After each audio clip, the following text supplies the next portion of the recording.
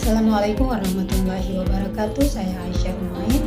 Di video kali ini saya akan menjelaskan tentang proyek UAS dari mata kuliah kewirausahaan. Pertama-tama, judul usaha yang saya ambil atau yang saya pilih itu tentang makanan catering. Kemudian masuk pada latar belakang. Catering merupakan istilah umum untuk usaha yang melayani pemesanan berbagai macam makanan dan minuman siap saji untuk pesta maupun kebutuhan dalam suatu instansi dengan skala yang besar. Industri jasa bego atau usaha catering saat ini telah berkembang sangat pesat. Hal ini dikarenakan keinginan setiap individu untuk memenuhi kebutuhan pangannya dalam kondisi yang sangat sibuk, sehingga mereka membutuhkan makanan yang praktis dan siap dikonsumsi. Selain itu, industri jasa bego dapat juga melayani berbagai kebutuhan setiap seperti di restoran, fast food, hotel penyajian makanan di suatu pesta untuk karyawan pabrik dan perkantoran, dan lain-lainnya. Pesanan akan diantar ke tempat pesta, tempat seminar, dan sebagainya beserta tamu saji yang akan melayani tamu-tamu pada acara tersebut. Namun, dengan adanya makanan yang siap saji ini mempunyai risiko yang dapat menyebabkan terjadinya penyakit yang ditularkan melalui pangan apabila tidak dilakukan penanganan pangan dengan baik. Selain penanganan pangan, itu kontaminasi yang terjadi pada pangan yang tidak ditangani dengan baik akan menyebabkan keracunan bagi yang mengkonsumsi. Hal ini mengindikasikan bahwa pengelola jasa bego kurang memperhatikan sanitasi dan higiene pada saat pengolahan pangan tersebut. Kemudian masuk pada analisa pemasaran. Pelanggan adalah aspek yang sangat vital dalam sebuah bisnis. Karena itu, sebagai pemilik bisnis, kita wajib melakukan analisa pasar untuk memahami siapa yang akan menjadi pelanggan dan apa yang menjadi kebutuhan mereka. Lantas, bagaimana cara melakukan analisa pasar untuk mengembangkan bisnis catering? Yuk simak di sini. Pertama, cara melakukan analisa pasar bisnis catering. Persaingan dalam bisnis catering terus meningkat seiring waktu, sehingga kamu membutuhkan strategi untuk tetap mempertahankan bisnis. Berikut adalah 4 cara melakukan analisa pasar untuk mengembangkan bisnis catering yang dapat kita coba terapkan. Pertama, tentukan target yang relevan. Cara melakukan analisa pasar yang pertama adalah menentukan target pasar yang relevan. Kamu harus menentukan layanan atau produk apa yang akan kamu tawarkan pada pelanggan lebih dulu sebelum memutuskan siapa yang akan menjadi target pasar bisnis. Misalnya, sebuah bisnis catering memiliki banyak ragam jenis layanan. Yang kedua yaitu analisa permintaan primer. Selanjutnya adalah melakukan analisa pasar pada permintaan primer konsumen bisnis catering. Pada langkah ini, kamu dapat menganalisa apa yang menjadi faktor pelanggan memilih menggunakan jasa catering. Misalnya, kamu melayani jasa catering nasi box rumahan dengan target pasar rumah tangga. Kamu menemukan bahwa faktor terbesar yang membuat pelanggan menggunakan jasa catering adalah karena mereka tidak memiliki waktu dan tenaga yang cukup untuk membuat makanan sendiri, sehingga mereka lebih senang menggunakan jasa catering yang praktis, mudah, dan tentunya dapat lebih menghemat biaya. Ketiga yaitu analisa permintaan selektif. Pada tahap analisa permintaan selektif, kamu dapat melibatkan pelanggan yang loyal pada suatu brand tertentu sebagai objeknya. Kamu harus mampu menganalisa tentang apa yang membuat mereka mau bertahan menggunakan jasa catering dari brand tersebut. Misalnya, ada catering makanan diet sehat dari brand Yellow Fit. Kamu mengetahui bahwa pelanggan mereka bersikap loyal karena brand tersebut mampu memenuhi ekspektasi makanan sehat identik dengan rasanya yang cenderung hambar dan tidak enak di lidah. 4. Analisa persaingan dengan kompetitor.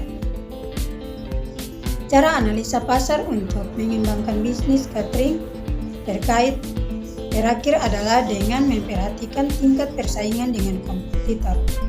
Tujuannya adalah agar bisnis dan produk tidak mudah dikalahkan dan mampu bertahan di pasar.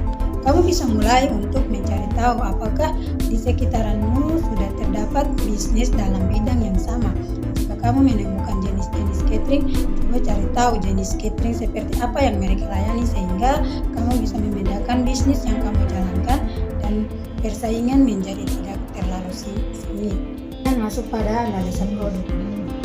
Untuk mengembangkan dan menjual suatu produk perlu dilakukan yang namanya analisa produk. Jika Anda seorang penjual online atau pemilik bisnis, maka sebelum Anda melakukan suatu penjualan, riset produk ini sangat dibutuhkan dalam menjalankan sebuah bisnis. Lalu apa itu riset produk dan kenapa riset produk itu sangat penting sebelum melakukan penjualan atau bisnis? Apa itu analisa produk? Analisa produk merupakan proses yang dilakukan untuk bisa mendapatkan informasi terkait dalam suatu produk dengan keinginan pelanggan. Pada tahapan ini, Anda sebagai seorang penjual harus mencari tahu produk apa yang sedang diinginkan oleh pelanggan. Analisa produk bisnis membantumu untuk bisa memaksimalkan kinerja penjualan terhadap produk yang akan dijual. Kemudian, analisa produk berusaha untuk bisa mendefinisikan setiap bagian dari suatu produk yang akan dijual sehingga bisnis dapat lebih memahami bagaimana mengelola profitabilitas dan daya tarik pelanggannya. Analisa ini mencakup 1. Desain atau foto produk, 2. Harga produk, 3. Judul produk, 4. Target pasar, 5. Persaingan produk. Kenapa analisa produk itu sangat penting? Pada dasarnya akan terlihat mustahil membuat bisnis menjadi berhasil tanpa melakukan pengembangan produk. Kamu tentunya pasti tahu kan, kenyataannya produk tersebut tidak bisa langsung dijual begitu saja setelah diproduksi. Adanya kebutuhan pelanggan, kompetitor, dan persaingan pasar membuat pengembangan produk ini penting.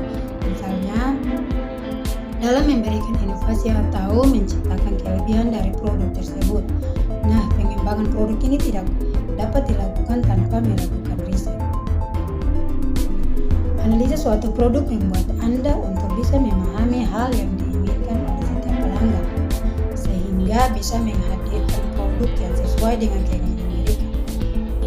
Proses ini juga bisa membuat Anda untuk mengetahui bagaimana respon pelanggan terhadap produk yang Anda jual. Analisa produk selain untuk bisa menciptakan strategi untuk mendominasi pasar, analisa produk juga digunakan untuk bisa meminimalisir terjadinya potensi masalah dan menghindari kesalahan pada pembiayaan. Misalnya kesalahan dalam menunjukkan sebuah produk. Hal ini biasanya membutuhkan biaya yang tidak sedikit. Bahkan adanya risiko, seperti produk yang jual ternyata tidak laku. Oleh karena itu, pentingnya melakukan riset produk dalam menjalankan bisnis. Melakukan analisa produk. Secara umum, analisa produk tentunya bisa memiliki manfaat yang positif untuk pengembangan dan penjualan produk. Ada beberapa manfaat yang didapatkan setelah Anda melakukan analisa produk, diantaranya yaitu sebagai berikut. 1. Untuk bisa memahami kebutuhan pengguna dan masalah mereka. 2. Untuk bisa memudahkan dalam proses pengembangan dan inovasi suatu produk. 3. Untuk bisa mendapatkan keunggulan dibandingkan kompetitor. Kemudian masuk pada analisa manajemen. Analisa manajemen adalah suatu proses merinci dan menilai keadaan lingkungan guna memperoleh informasi, kemampuan, dan sumber daya yang berpengaruh kuat terhadap keberhasilan organisasi meraih visi misi dan dasar menentukan tujuan sasaran yang rasional logis dicapai. Analisa manajemen merupakan suatu kegiatan penelusuran keadaan, kemampuan, dan sumber daya suatu organisasi, memilahnya keadaan beberapa faktor dan menilainya untuk dapat menentukan faktor kunci sukses dan strategi dalam mencapai tujuan dan atau meraih peluang yang memberikan manfaat lebih besar. Bisnis yang tengah berlangsung selalu dijalankan dengan sikap manajemen yang baik. Manajemen baik selalu mengedepankan perencanaan, pengelolaan, pengoperasian yang mengatur tahap proses pengerjaan dalam manajemen bisnis. Analisa manajemen bisnis sangat berpengaruh penting. Kemudian masuk pada analisa keuangan. Untuk mengetahui apakah keuangan sebuah usaha sehat atau tidak, maka diperlukan analisa keuangan yang baik. Cara ini penting dilakukan untuk memastikan bahwa bisnis berkembang dari waktu ke waktu. Hal ini sangat berkaitan dengan tercapainya tujuan usaha atau tidak. Tidak bisa dipungkiri jika keuangan merupakan salah satu faktor penting dalam menilai kesuksesan sebuah usaha. Usaha yang sukses memiliki keuangan sehat yang ditandai dengan adanya stabilitas serta laju pencapaian laba yang baik. Jika tidak, artinya keuangan usaha tersebut sedang tidak baik. Kemudian pengertian analisa keuangan. Analisa keuangan adalah upaya yang dilakukan untuk mengevaluasi kelangsungan bisnis, subbisnis, stabilitas hingga profitabilitas usaha. Upaya ini dilakukan oleh seorang profesional dengan menggunakan informasi yang didapatkan dari laporan keuangan dalam bentuk grafik. Analisa usaha catering rumahan. Pertama, modal awal. Dengan memanfaatkan peralatan dapur dan peralatan masak yang sudah ada, maka usaha ini bisa dikatakan sebagai usaha tanpa modal. Kemudian biaya operasional. Bahan makanan Rp 100.000 kali 30 hari sama dengan Rp 3 juta. Gas 3 kg Rp 18.000 kali 10 tahun sama dengan Rp 180. Gaji karyawan Rp 1.500.000. Transportasi Rp 300, listrik dan air Rp 500, promosi Rp 500, lain-lain Rp 500, jumlah Rp 6.450. Kemudian omset pendapatan. Asumsi per hari terjual 30 box dengan harga Rp 15.000, harga termurah maka pendapatan per hari sama dengan 15.000 kali 30 sama dengan Rp 450. Pendapatan per bulan Rp 450 kali 30 hari sama dengan Rp 13.500.000. Kemudian keuntungan atau laba sama dengan pendapatan kurang biaya operasional sama dengan Rp 13.500 kurang Rp6.480 sama dengan Rp 7.020.000.